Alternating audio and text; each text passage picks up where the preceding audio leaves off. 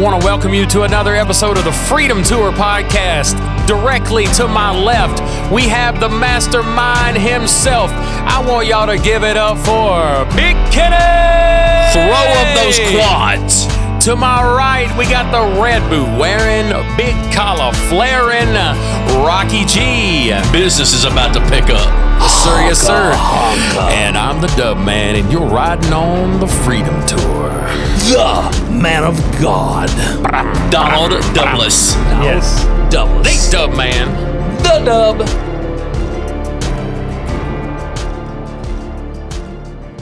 Let's knock the dust off this thing, boys. Sir, yes, sir. It's been a minute, fellas. We're back. I haven't seen y'all in a month of Sundays. It's been a while. Yes. Been a while. What y'all been up to? Everything's been going pretty good. Just working, enjoying this beautiful weather. Donnie got to hang out with the elephants. I get to hang out with the elephants. Yes, I did. Just so everybody knows, that's why we have not had any shows on, is because Donnie went to the elephant park. I did not know they had a such thing. Is it a park or a museum or what is it? It's A sanctuary? Really cool. It's really cool. It's more like a sanctuary, I guess. Sanctuary. Gotcha. It's not like a zoo. I mean, Do they it's have real church in the personal. sanctuary? Do they have offering didn't. plates? They have pea gravel. Did you lead some They had worship? offering buckets, if you want them to call it that. Gotcha. Okay. Did you lead any worship for them? No. Did you sing to the elephants? I was just trying to contain my wife from her crying and loving on the elephants. But it was really cool. It's a place called the Preserve. It's in right outside of San Antonio in Fredericksburg. They've got Asian elephants, giraffes, other things. But A lot of difference between Africans and Asians. Yeah, in this case it is. And they're real. So are they smaller elephants or bigger elephants? They're a little smaller. Their ears are a little smaller. And they showed me the Gotcha. end of their trunk, and there's a way their trunk's shaped, you know what I mean? And it's a little different. Yeah, it's all right. Got him. Can you ride those elephants? No, you can't. You can hug them, though. I was hugging an elephant. Wow. I saw that. Yeah. Wash them. And I got to Rocky? wash them and everything. It was cool. Rocky was in Florida. Yeah. In Orlando, I have a brand new son-in-law. Yeah. His name's Jonathan. Welcome to the family, Jonathan. My stepdaughter got married. Yeah. Welcome to the freak show. Yes, we done gone worldwide. No, we stayed in a vacation house down there. It was really nice. I think they said they spent $10,000 for the 5 days. Wow. Rocky did not spend the $10,000 for the 5 days. It had 10 bedrooms, had a pool table, air hockey, foosball. And a snazzy hat. I saw your hat. Man, a fedora. Dude, that's a Rocking fedora. that hat. Fedora. Yes, it was really nice. So the rehearsal dinner was at a place called Paddlefish, and that's in Disney Springs. The fish need paddles. These did. They were not very good swimmers. didn't have fins. No, I they're a got little you. backwards. A little backwards. But there's a lot of shops in that area, right? 'Cause Okay. it's what they used to call downtown Disney. It's like where there's a lot of shops. No rides, a lot of shops. And we were walking by a little hat shop, and they were selling hats and belts. And my wife saw this fedora, a white one, and we go in to look at it. And funny enough, we found a gray one that's got a burgundy band. Oh, that's cool. That happens to match my suit for the I wedding. saw that. I thought you bought it before you left. That's You pretty have cool. to match. Well, Rocky G's got to show Metrosexual. up. That's Yes, me. that's it. That's me. Red band, fedora wearing. That's it. Yeah, My big collar fedora, flaring, my big collar flaring. Got some new shoes out of it too. I mean, Wow. I'm good to go, brother. It was a really nice You time. scored. You know, Tanya treats you good. She does. treat you good, Well, man. You are. No, I'm just saying she's all right. She's above your pay grade. Well, you know what? In every relationship, they say there's a reacher and a settler. Yeah. So they had a theater room in there. That's cool. It was really cool. A lot of theme rooms. I tell you what I did find out, though, is I am not built like I used to be built. We would, we would, yeah, physical looks aside, we'd get home every night and they'd fire that hot tub up about 10 o'clock. Fire it up at 10 o'clock, not be full going. And Tanya and I would try to hang with those youngins till about 1 a.m. And then we'd go upstairs, we'd hop in the shower. Now, an hour ahead, so midnight our time, so still not too crazy, but late enough. Get a shower, get into bed, hopefully fall asleep between 2:30 and 3. Get up and start going around 8 or 8:30 the next morning. Ooh, yeah. Those kids, That's why you're retired. Well, dude, and those kids, I mean 29, 30, 31-year-olds, they would start same time as us, we'd go to bed. They'd still be cooking. It'd be 3:30, 4 o'clock in the morning before they went to bed. Or they'd go to the theater room at 3:30, 4 o'clock, watch movies for a couple hours, go to bed about 6 or 7, and we wouldn't see them again until 12 or 1 o'clock. Yeah. And we got home, and I went to work the very day we got home. Yeah. Then the next morning, I actually went to the office. I worked from home the first day. I was driving to work, and Tanya calls me, or I call her every morning to say a prayer together before we go to work. And I said, I'm not built for this anymore. I was absolutely dragging the ground. Yeah. And I still may be a little bit. So if I get a little delirious, it's just because I'm sleepy. No drugs, just sleep. Lack of sleep. Kenny has no fun stories to tell because guess what? I've been working the whole time. Somebody had to pay the bills while we were gone. Somebody had to pay the bills here while they were gone. But I tell you what I did get while y'all were gone. Very cool hat. Thank you, Doug Raines. This is official quad gear. Dougie Fresh made that for you. Dougie Fresh got me a hat with the quads. They're a little backwards, but still they're quads. Still cool. Up. Still cool. But guys, I'm very excited about tonight's show. We've got Laid Back Larry Alderman in the house with us Laid tonight. Back Y'all Larry. give him Yes, a sir. hand. Laid back Larry. I have to tell y'all, I have known Larry for years. I just met him. years and years and years, and he has been the spitting image when I first met him till right now. He's about as solid as a man can get. One awesome man of God, super, super talented musician and writer, and he's just, I don't think there's a crazy bone in his body anymore. He's pretty laid back. That's why we got there on him. But he's just solid, and he's one of those people that's always a pleasure to be around, and he just rubs off on everybody. Well, I figured when the man come in with a guitar, he could probably pick that Guitar thing. with a lot of strings on it too. He's got one. got him a 12 banger tonight. Yeah. Man, When 6 ain't enough, double it up. double it Exactly. up. That's it, man. Go That's ahead it. and introduce yourself. I'm Larry Alderman. It's good to be here with you. Laurie bought this for me when we went home to Mayberry. It's Mount Airy. And there's a music store there. Get a little bit closer. Music store there that Oh, look at there. the Easter Brothers, and they're known very well. Your next door neighbor. And so Laurie went in. I was playing on the show. It's a show downtown every Saturday morning in Mayberry. And Laurie bought this for me. So everybody's been really happy with it. So is Mayberry like a real place, or is it really Mount Airy? It's Mount Airy. Mount Airy. Airy. Okay. Yeah, there's Did a you ever little make- guy in Gladeville down here where we live, and they own a little diner. And Andy is a Chinese American. Anyway, he walks up to me one day and he says, when he first meets me, he says, he's got a North Carolina map and he says, I know if I'm Mayberry. I know if I'm Mayberry. And I was like, that's because there ain't no Mayberry. It's Mount Airy. So I told him how to get there, go hit 81 up to Withville and down 77. He goes over there and he's so happy. He gets put in jail, Andy's jail. He's got pictures of him grinning like a possum in jail. Happy, happy, happy, you know. That's And, real. What, he getting Otis's moonshine or something? No. He's a Christian. He doesn't drink. okay. He didn't All have right. to. He was on a high being in Mayberry. I got that's you. pretty Okay. cool. Otis got He's put in jail for nuts throwing about rocks this. at somebody one time, didn't he? No, When they were upset yeah. about Otis throwing rocks? So, Yeah. Larry, what year did you grow? I mean, what year was you in Mayberry, Mount Airy at that time? Well, I was born in 1952. So was Okay. you Back in the around? Stone Age. Was you around when they were filming this, or did they actually Oh, film this? no. Okay. They filmed in California. That's what I was wondering. I was just Yeah, fixing to yeah, ask you. yeah. So they were. Andy they just were got The faking. secret is out. If you look at don't tell nobody. Yeah, That's all right. if you look at the trees in that show, they're aspens. We don't have no aspens in the Blue Ridge Oh, Mountains. okay. You know, Well, I that- mean, that's with the the Rockies. way the city looked there, does it look similar? Yeah, it's a little Main Street. Yeah. Okay. Yeah, I grew up playing my guitar, my $13 guitar in front of Floyd's barbershop, what would become called Floyd's. My grandmother's third cousin was Mr. Hyatt, and he was the real Floyd. Wow. Oh, the real Floyd. Oh, that's cool. That he's kind of based after. He didn't act like that actor, but I'm saying Right. it was after that. So you're way off related to Floyd. Third cousin to my Yeah, grandmother, yeah. Did whatever. That's cousins way off, and but it's cousins. there. Did you have any friends that acted like Opie? I did. I had to go confess that I got into a building and read a book and left it out, and it got rained on. Oh my gosh, that's amazing. It was Tarzan. It was a Tarzan book. This gentleman beside my grandfather there in town had all these books in a building, and I love books. I'm writing books now. They're on Amazon. I got 14 of them on Amazon now. Go check those out. Check out plug it, Larry Larry. Alderman books on Amazon. Yeah, Yes, the Blue Mountain series. Blue Mountain series. There you go. So anyway, I got this book out. Me and my buddy there, he's a performer in New York now, in New York City. But anyway, we went up under the floor. We got him. We was reading them, and I forgot and left it out. It got rained on, and everybody started saying, "So who got the book out?" And I had the Opie moment. I had to go over to Sam McKnight's door and say, "I did it." You know. My mama made me take a candy bar back and Save-A-Lot one time because I took it out and didn't pay for it. I was like 5 years old. My night shot pretty much. Now that I found out Andy lied this whole time. Wah, wah. I'm sorry, man. So he is more real deal Depleted. than Andy. He is real more deal. Just Yeah, being man. real. He is more real deal than Andy. Yes. This guy disappointed me.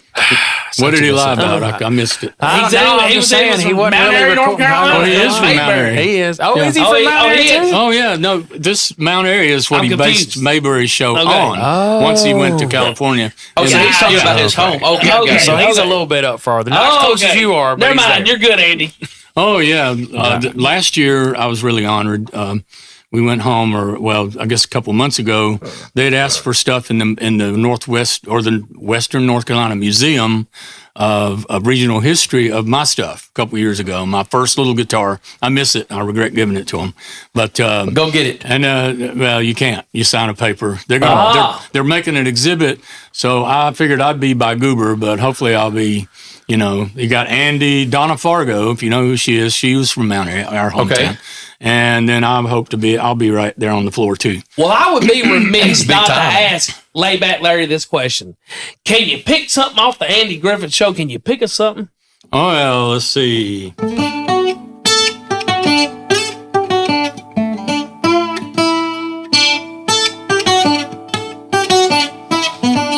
That's There it. you go. Man, that's awesome. right there. I feel like I'm about to get a fishing pole. You know what I'm saying? Bro, I'm just a little distraught that, he donated something to a museum and he can't get it back if he wants to. Well, they're going to display it in a display, so it's worth it. I'm just saying, I didn't realize I'd missed my little guitar. You know what it makes Which me one think did you about? give him? It makes me think about Elvis. It's a $12 guitar. What I learned, An original what guitar. I Okay, aggravated gotcha. everybody on Main Street with. So That's fine. That's Elvis, pretty awesome. if Elvis was alive today, he could not get in one of his uniforms or costumes again because they're in the museum. Yeah. Yeah, you sign a That'd be paper. horrible. They can't. Elvis They reference. can't make up displays and then somebody walk in and take them. Take it back. Yeah, I got you. Yeah. They got to have it for a while. Well, They yeah, want because they're it. advertised. I get that. Yeah. We're So- just being goofy. We're a little stupid. Yeah, It's okay. always like that. So, I mean, if I passed you on the street, I would never think in a million years, I'd be like, that is a super nice dude right there. And I would never think in a million years that you had even accomplished half of what you've really done as far as music and being so talented and everything. You just look like a run-of-the-mill, normal, and just super nice guy. I think that's what we are. You know? And kind of give us a little bit of a rundown of your musical history, kind of the things that you've done, okay. places you've played and things like that. So I started out playing in the Church of God at home. that's pretty awesome. With my grandmother on one Wednesday night prayer meeting, and she did just have a little talk with Jesus. And I played with Aunt Polly Beck. I sat beside her piano and played in church when I was a kid. I got the guitar at 12 and a half, learned it, and started playing in church. And then I strayed a little. I started liking that country music and Hank Williams and stuff like that. And I would do I Saw the Light, songs like that. And I watched TV and there in Mount Airy, Mayberry. I'd watch TV on Saturday, and I saw the Wilburn Brothers show. They were called. They had Loretta Lynn on there. They discovered her.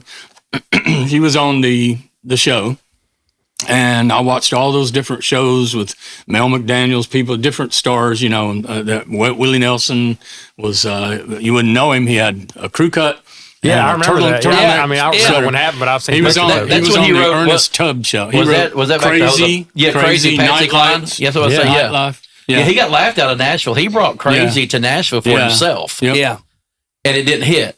Well, he was really different because I remember watching Ernest Tubb, it'd be, well, I'm walking the floor over you, and then here comes this guy out going, crazy, and you're like, okay, I don't know. But it didn't match. It didn't match that look, that initial look he had. Oh, no, he had a turtleneck sweater. Yeah, and his voice didn't match it. But when he came back as almost a boxcar wheel. Well, he went to Austin. He left Nashville, got tired of their, manipulation. And he grew his hair out, and he got with Waylon, and he said, "Man, all these Indians from the reservations and everybody, they come out to these shows." And he said, "How about getting in the middle of it, Waylon?" And they called it Outlaws, and that started all that. Yeah, that's pretty cool. I love that Outlaw country. I watched those shows, and I decided one day I told my papa. The only thing he ever took him out of the mountains was World War II, and but he was, that's a wise person. They don't have to have traveled the world. And I said, "Papa, I'm going to go to Nashville and, write songs and stuff and make a living." He said, "Son, I don't know." He said, "I ain't saying you can't, but you're a poor boy and don't know nobody." So I got in my, this was years later, I had a 66 Ford. I just graduated from high school. And I got in my 66 Ford, and I drove to Nashville, and I slept in my car, lived in it down by the riverfront, and I hung around the Opry that was downtown then at the Ryman. Then I met the Wilburn brothers and Loretta. I didn't know her then, but she was there. And they, had me come to their office. I played them a couple songs, and Leslie said, "I want to sign you to a 5-year contract to write for a company." So, but they didn't pay you nothing. It's like you got to have a hit. So I went back home and couldn't figure out. I didn't want to go back and work in a cotton mill. So I joined the Army, And so I went overseas and I would mail them songs, and I wrote for that company for 5 years. Loretta left them at some point and started her coal miners music. She signed me there next when I left there. And so I always say Loretta got me in this business. And she was so good to me. She loved Laurie, my wife, my children. She loved them. And she was just a sweetheart. And she kept me 14 years I worked in that company. Wow. And she's the reason I had hits, because she paid me so I could pay the bills. And, I was 31 years old when this happened. It's not, I didn't just walk in there and go, "Oh yeah, now you're making money," So Loretta was so good to me. And we had our first hits with her. I had a song called Americana on Mo Bandy. In 1988, it was a patriotic, it was really based on Mayberry, the downtown, where I played guitar in front of Floyd's Barbershop. There were old men on benches there playing checkers, and they had a table set, and they sold newspapers. And people would go down through there on Saturday morning, buy a newspaper, walk in the streets, small town America, And George Bush Sr., it was a hit on the radio for Mo Bandy, and top 10 single on Billboard. And George Bush Sr. heard the song. And one day Loretta's manager came in and said, "Guess who's got your song?" And I went, "I don't know." He said, "George Bush. It's his campaign song." Oh, wow. He plays it on the radio. He plays it on the speakers before he goes out. He was a big country fan. Right. And a few months later, he was in the Country America magazine, and he quoted my lines in the song. And I was like, I never met him, but I have a letter from him. That's in the museum, too. It's like from him and Barbara. That's cool. That is super cool. Yeah. You don't know where your songs are going to go. I got letters from school teachers that said they were singing, playing the song in the class, and and so the gist of the song was that America's still solid in the small towns. We're still America. That was the gist. And so he didn't invite you to his inauguration? No. Wow. If he did, well, I might have been a little wild right then. I was straying. Yeah, I got you. He opened, Mo Bandy, the artist, went to Branson and opened the Americana Theater. So my song is known as the song that built Branson, because he opened that theater and he would close. He would close. That's solid, bro. He would close the show with him. He still does. He's done it for 30 years now. That's insane. Closes the show with it. American flag comes down, and it's I love my country. And you're the man behind the music. Well, I wrote it with Patty Ryan. It was Patty Ryan's idea, not mine. She had the idea. Patty Ryan wrote a little song. I know you never heard it, "Looking for Love in All the Wrong Places." Never heard it. Nookin for Nub on Saturday. Yeah. So that kind of made her laugh. Well, she had this idea, and she came into my office, and I had my Barlow knife, and I cut her off a piece of apple, and we was talking, and she said, "You know what? You're the country boy. You grew up in Mayberry. I've been looking forward to write this idea, Americana, about our country, about what America is. So we did, and Rich Fagan was the one who introduced me to her. Rich wrote County Auction. He wrote Could You Wouldn't Want to Be My Baby Tonight, Americana with Me. John Michael Montgomery That's stuff. it. Yeah, I had That's What I Like About You with John Michael Montgomery, and I wrote it with Rich. So the three of us wrote that, and it was a blessing to be a part of it.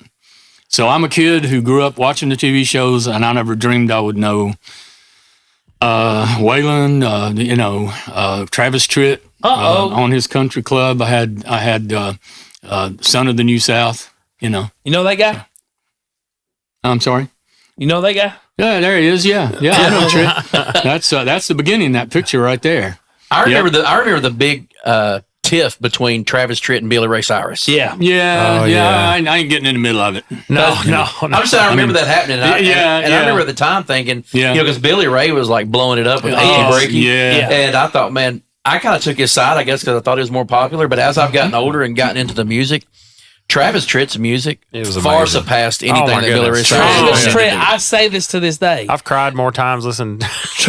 Most underrated country music vocalist ever. Yeah. I love Travis Tritt. Well, and he's still out there beating. Oh, Travis Travis is fine. He's set. The town didn't like us. I was never a fair-haired child of the town either. We wrote "Son of the New South," and you got a lot of people that came in from L.A. and New York. They didn't understand it. It was we're Southern.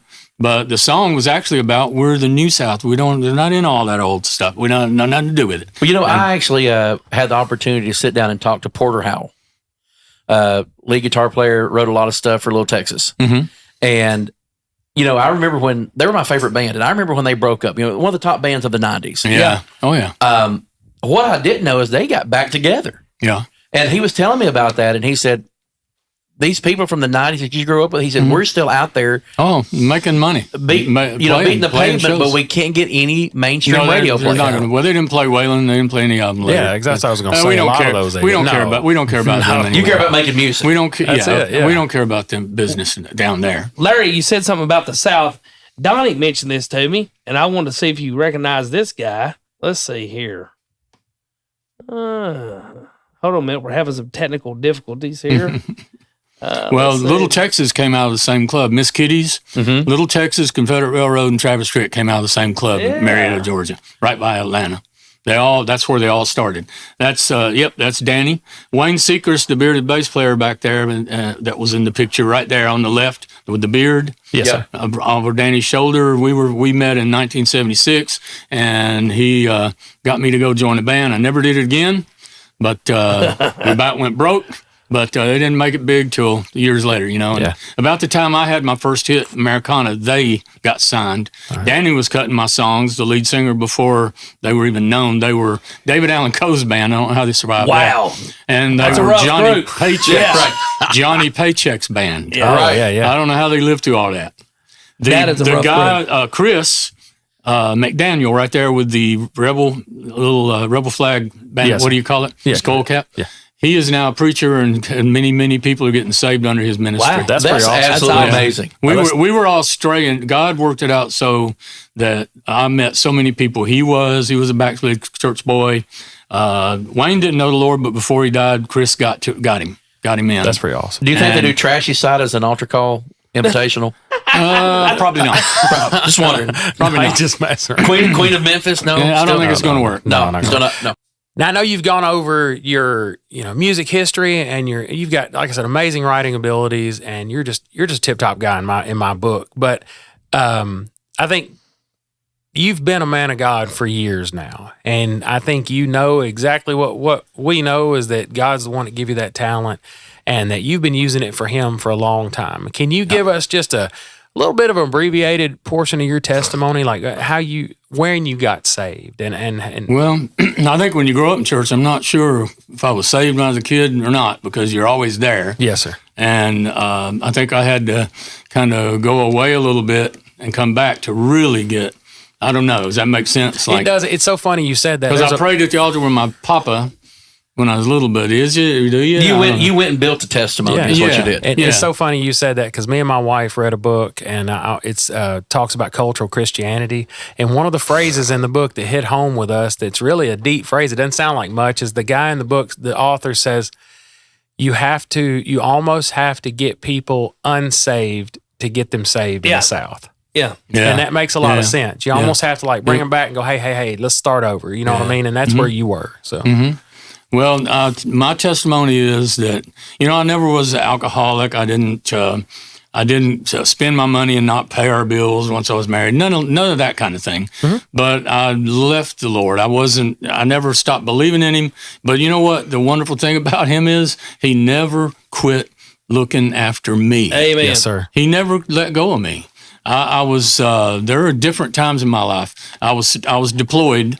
And people call it the Middle East. It was a Turkish. I was deployed, and I was in Smyrna, in the Church of Smyrna, in the 7 churches in Revelations. It's now called Izmir, and there were terrorism. We weren't in a battle zone, but there was terrorist things, and I know that God spared me.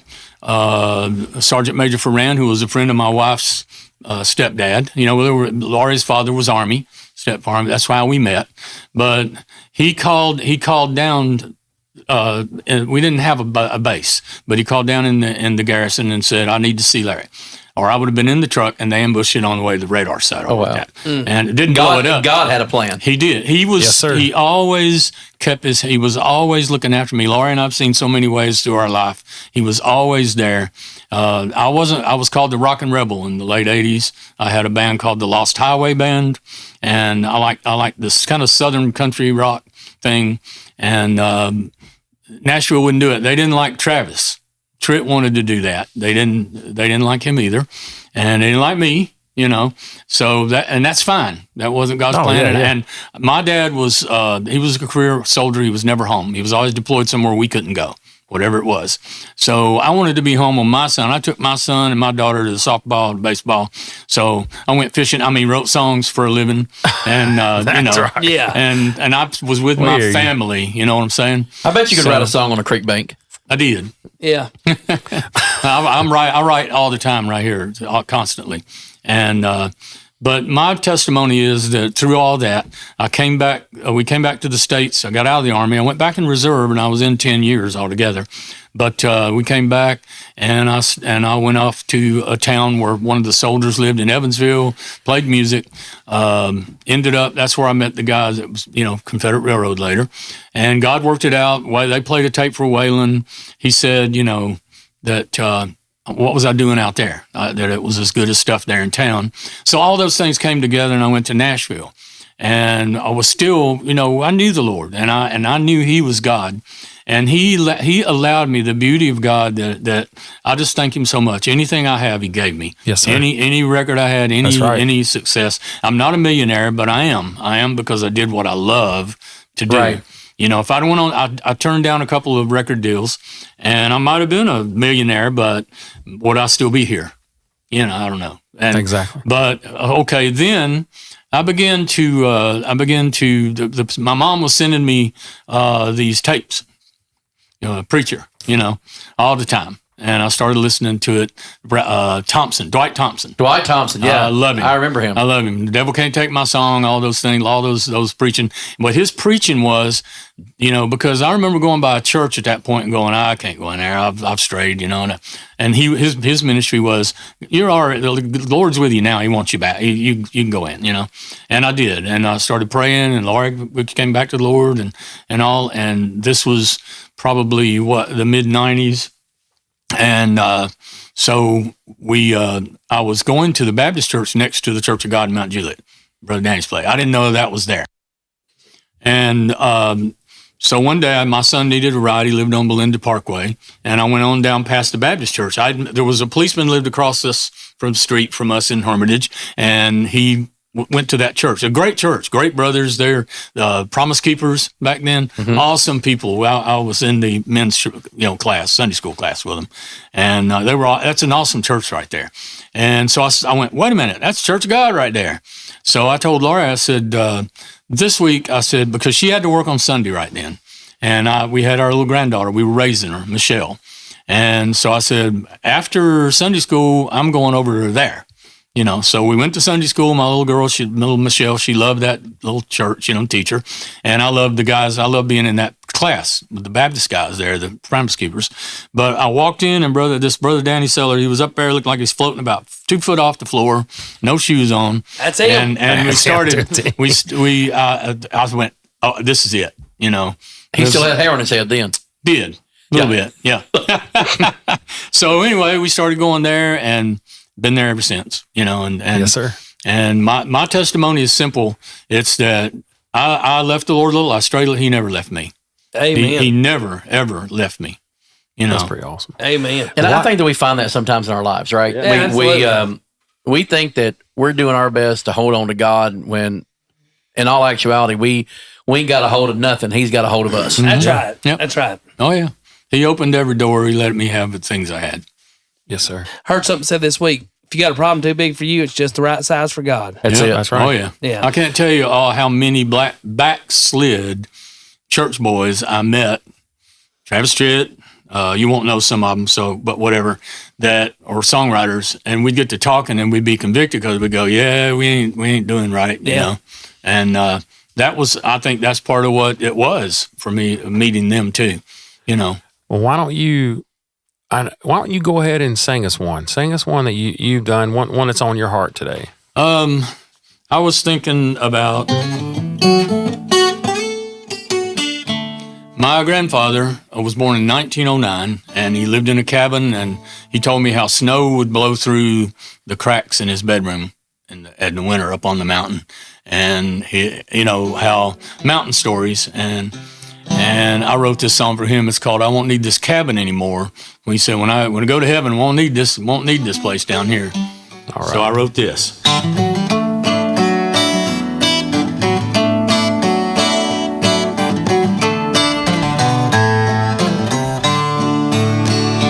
I was walking early this morning up the path to our little cabin home, and I was thinking the years have passed, dear, growing old, and soon I'll be gone, and I won't need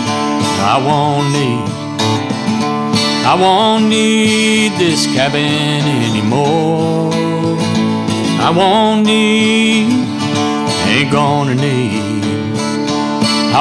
need this cabin anymore.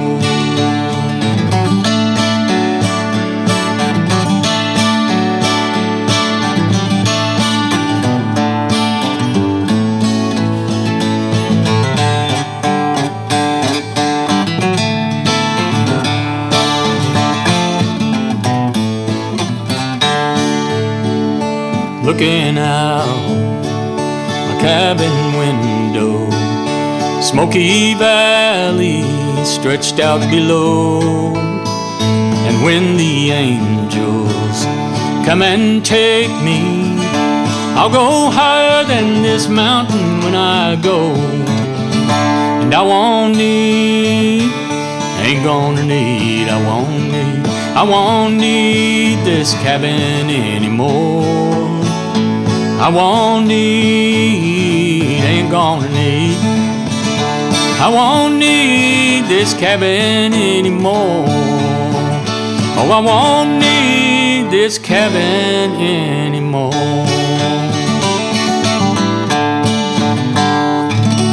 Wow, that's good stuff. Wow. That was awesome. And just so y'all know, that is a 12-string guitar, because I was like, hold on a minute. I thought Donnie was just playing. No, he had Those one are real, on there. Yeah, I mean, wow. You look at that thing trying to tune it, it gives me a headache looking at it. I'm getting a headache like. Get that eye twitch. Eddie's over there, our engineer Eddie's over there, just like, Yeah, I play a 13-string. He's like, He plays 14 and a half. 14 and a half. Yeah. Yes. Yeah. He's got a 0.5. It only comes halfway up the neck. Yeah. Well, there comes a time. That was absolutely beautiful, by It the way. was That beautiful. was great. Awesome. And That's fantastic. I've noticed the older that I get, the more I get when I'm sitting in my house alone, or if I'm in my vehicle, I get I'm beginning to love the bluegrass and beginning to love stuff because that's what I grew up on. That's where what my I started. family was. Yeah. I started in bluegrass. And I tend to always fall back on that when I'm just wanting to listen to something for myself, and I am doing good. But I started wanting to play other stuff on there, and they kick you out. You got to be traditional. Right. Well, we've got 3 questions. We call them 3 questions from the boys. So there's going to be 3 questions. Are you ready for them? So all right. We're going to let Rocky take this first. Rocky G, take his first question. Well, I know you've had a very successful writing career. You've been very blessed. But anything, if you had not done that, if you had not been a songwriter, had not had bands and done that sort of music stuff, if you could have done anything in this world other than that, what would you have done? I grew up in North Carolina, stock car racing. Whoa! Oh, yeah. Richard Petty. There's the king. The king. The king on this earth in racing. That's right. Only. That's right. That's right. Yeah, because King of Rock and Roll's Elvis. That's our So Elvis comment for the I day. wanted to be. I used to go hang around. Eck Jones was his name. ECK, old hillbilly. He had a garage, and I would go hang there. And my dream at that time was to be on the pit crew. I'd have loved to have been with Chocolate Myers on the 3 car. I met Dale Earnhardt was the first star or famous person that cut a song of mine. They did he couldn't sing. It was awful. But they did a 2-set album. He didn't want to do it. Good thing he could drive a car. Yeah. But the fans loved it. They did a 2-set album in 1985 called World Series of Country Music. They sing country, the NASCAR. So I wrote a song. A friend of mine that produced it said, "I know you really big Ironhead fan, Dale Earnhardt." And I said, "Yeah." He said, "Write me one." So I wrote Hard Charger. But I would love to. I wanted to be on a pit crew, and I still like to call it Winston Cup myself. But whatever. I'm with it. That's pretty cool. Old Dale Senior sang one. I got to meet him at Bristol. That wasn't the point. None of them could sing. Kind of like the Chicago it was just Bears fun. doing their thing. It was just a fun thing. What got me was though Ironhead. I thought he was the Intimidator. Well, Ironhead was early. That's what you called him. I mean, that's history. Yeah, they called him. That's some sun drop driving back in those days. Yeah. That's what he called him. I remember I had a sun drop bottle. I've got them. I got a bunch of them. With Dale Earnhardt on there. What was it? Rookie of the Year? A Rookie of the Year maybe bottle? Yeah, it was sun drop. Anyways. Yes. Yeah, it was really cool. So that was what I thought I'd be if I was, at that time. That's cool. That is cool. 11 years old. Lug Nut Larry. Yeah, there you go. Lug Nut Larry. Lug Nut Larry. We're shifting over here. Hey, Big Kenny, give him that second question there. Brother Larry, what would you tell your 15-year-old self? Don't drink. Don't stray. Keep the Lord centered in your life. Yeah. It would have saved me a whole lot of misery sometimes. Trouble. Yeah. Use those mid-teenage years of that shift point. We are our own worst tell enemy. Me nothing. Yes. Yeah. Yes. We really are our own worst enemies. On the other hand, because you have that spunk, I got in my car and came to sleep in it in Nashville down by the river. And look what God did with that. That's true. Yeah. So he still used it. He still worked through it. Yes, sir. I don't understand. I think God does that because so many things in life happen that catch us by surprise, right? Or we make a dumb decision like, well, we shouldn't have done that. Nothing that we do, nothing that happens ever takes God by surprise. No, he's never unprepared. No. He's never caught off guard. No. He never is without a plan. That's because right. at the end of the day, it's all his plan anyway. That's it, man. He sees every curveball. That's it. Yeah. Well, let's hit you with this last question here. Now, we have a Freedom Tour time machine. Oh, I love it. I love that movie, too. Of the Freedom Tour time machine, yes. We have unlimited sweet tea and a reverse button. That's what we say. So, if you had a chance to hop in our Freedom Tour time machine and realize, I'm going to say this, kind of avoid the obvious. This is one of those questions we try not to get super spiritual on. We're talking about fun times with this one. So if you had a chance to hop in the Freedom Tour time machine and go anywhere you wanted to go at any time you wanted to go, and knowing all you had to do is push a button and come back, where would you go? The Alamo. The Alamo. Wow. But he knew right off the bat. Man. Sometimes we're here 5 minutes and people, it's a stumper. Sometimes people really think about it. He said Alamo right off the We've bat. been to San Antonio a few times. And I love San Laura Antonio. will tell you, I'm in the Alamo every day. We just got it back from San Antonio last week. It's a special place. Well, that's really cool. Remember the Alamo.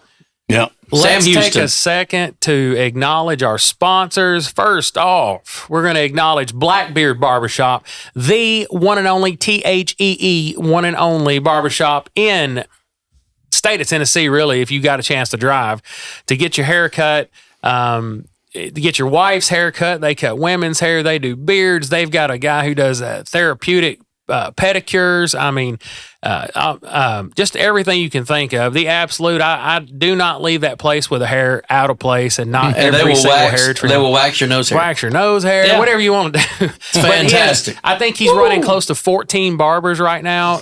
Absolute awesome man of God. There's some really good dudes there. You need to support local business. He's Absolutely. at 300 North Maple Street, second floor of the Mill. You can get them online, get appointments online, but they do walk-ins. If you can't get an appointment online, come on in, talk to them, hit one of their guys that do walk-ins. Have a cup of coffee. Men or ladies that do walk-ins, have you a cup of coffee and get you one of the best haircuts you've ever had in your life. Next, we want to talk about There he is. Big Rig Big from Rig. Riggins Construction.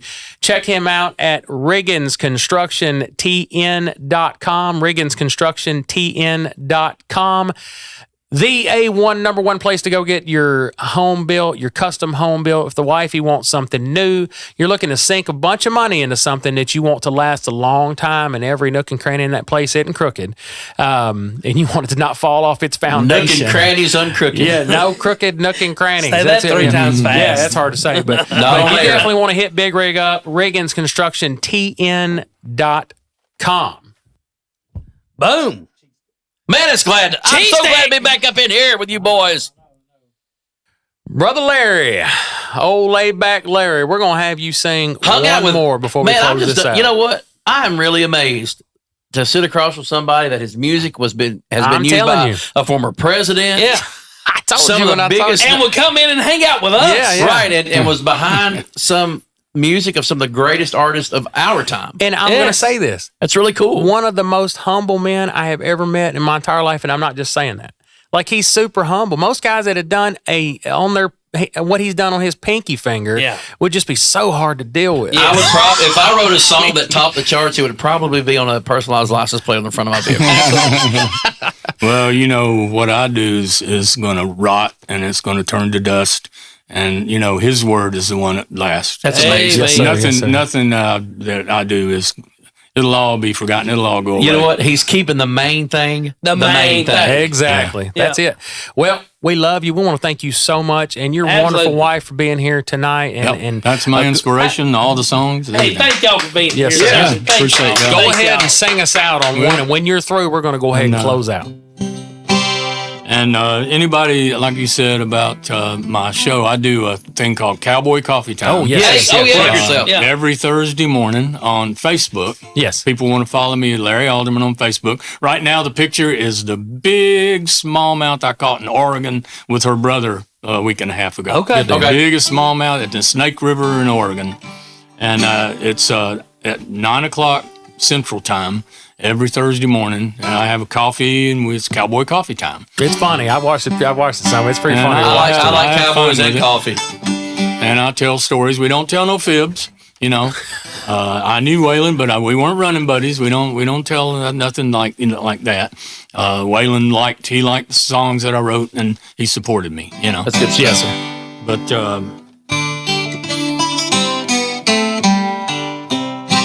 well, this is a song. I'll go back since you want originals.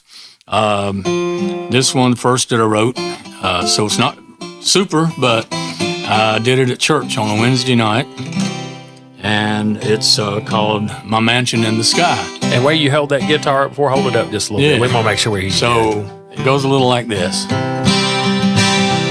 There's a mansion over there where there is no one to care. I am going up on high to my mansion in the sky. To my mansion in the sky. To my mansion in the sky.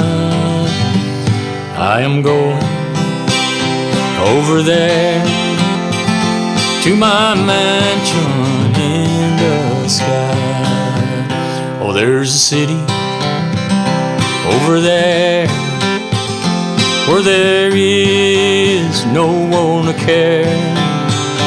We are going up on high to our mansion in the sky. To our mansion in the sky. To our mansion in the sky. He said he goes to prepare a place for us, and it's the mansion in the sky. All right. Amen. All right. Amen. Thank you so much.